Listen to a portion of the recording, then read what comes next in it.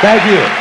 Now, I appreciate it. Something else I'm getting tired of is all this stupid bullshit we have to listen to all the time about children. It's all you hear in this country. Children, help the children. What about the children? Save the children. You know what I say? Fuck the children.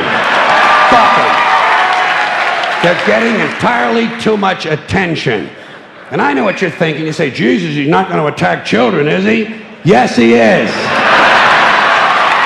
He's going to attack children. And remember, this is Mr. Conductor talking. I know what I'm talking about. I know what I'm talking about. And I also know all you single dads and soccer moms who think you're such fucking heroes aren't going to like this, but somebody's got to tell you for your own good, your children are overrated and overvalued. You've turned them into little cult objects. You have a child fetish, and it's not healthy. And don't give me that weak shit. Well, I love my children. Fuck you. Everybody loves their children. Doesn't make you special. John Wayne Gacy loved his children. Kept them all right out in the yard near the garage. That's not what I'm talking about. What I'm talking about is this constant mindless yammering in the media, this neurotic fixation that somehow everything has to be revolved around children. It's completely out of balance. Listen, there are a couple of things about kids you have to remember. First of all, they're not all cute, okay? In fact, if you look at them close, some of them are rather unpleasant looking. And a lot of them don't smell too good either. The little ones in particular seem to have a kind of urine and sour milk combination or something. Stay with me on this. The sooner you face it, the better off you're going to be. Second premise, not all children are smart and clever. Got that? Kids are like any other group of people. A few winners, a whole lot of losers. There are a lot of loser kids out there who simply aren't going anywhere. And you can't save them all. You can't save them all. You got to let them go. You got to cut them loose. You got to stop overprotecting them because you're making them too soft. Today's kids are way too soft. For one thing, there's too much emphasis on safety. Child-proof medicine bottles and fireproof pajamas, child restraints and car seats and helmets, bicycles, skateboard, baseball helmets. Kids have to wear helmets now for everything but jerking off. Grown-ups have taken all the fun out of being a kid just to save a few thousand lives.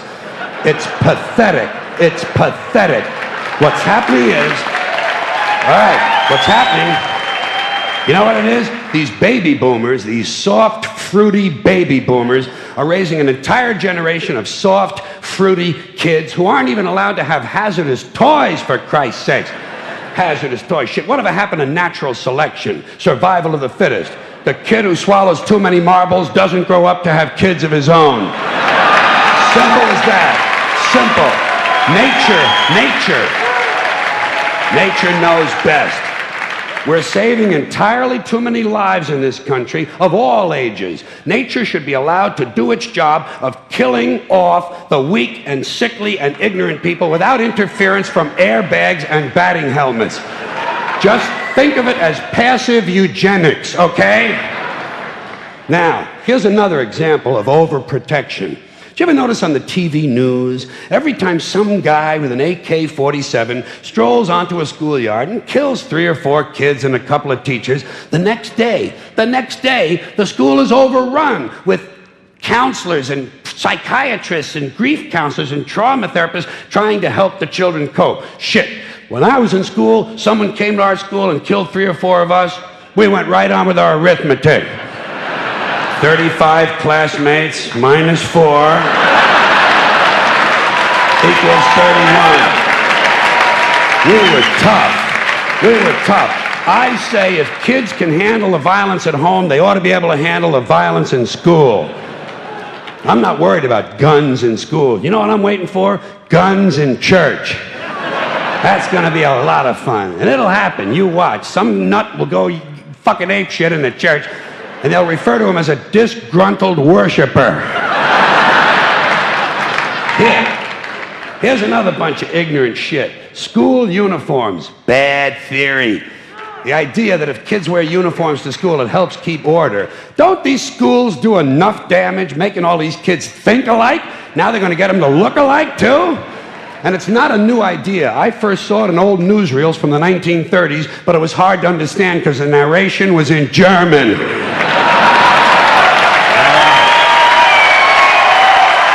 One more. Thank you. Thank you. One more item about children, and that is this superstitious nonsense that blames tobacco companies for kids who smoke. Listen, kids don't smoke because a camel in sunglasses tells them to. They smoke for the same reasons adults do, because it relieves anxiety and depression. And you'd be anxious and depressed, too, if you had to put up with these pathetic, insecure, striving, anal, yuppie parents who enroll you in college before you're old enough to know which side of the playpen smells the worst. And then they fill you full of Ritalin and drag you all over town in search of meaningless structure. Little League, Cub Scouts, swimming, soccer, karate, piano, bagpipes, watercolors, witchcraft, glass blowing, and dildo practice. They even have play dates, for Christ's sakes. Playing is now done by appointment. Whatever happened to you show me your wee-wee and I'll show you mine? Hey, no wonder kids smoke. It helps. Not as much as weed, but hey, you can't have everything. You know it's true. Parents are burning these kids out on structure. I think every day all children should have 3 hours of daydreaming. Just daydreaming. You could use a little of it yourself, by the way. Just sit at the window, stare at the clouds. It's good for you. If you want to know how you can help your children, leave them the fuck alone.